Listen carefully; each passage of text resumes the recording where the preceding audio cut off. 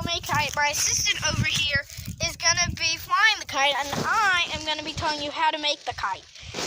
So you're going to need string, a bag, and a stake. You're going to have to break up the stake, and then you have to tie the string onto the bag. And then you're going to have to just get a stick and tie the string to the stake. But you have to. And then you're just going to have to, and then you're just going to run, and my assistant here is going to be showing you how to fly it.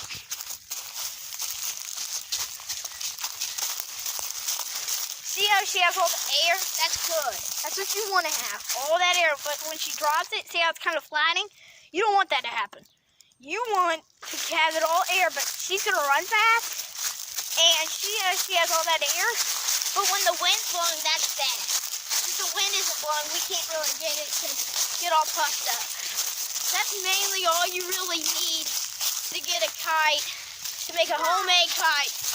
Thank you for watching. Bye.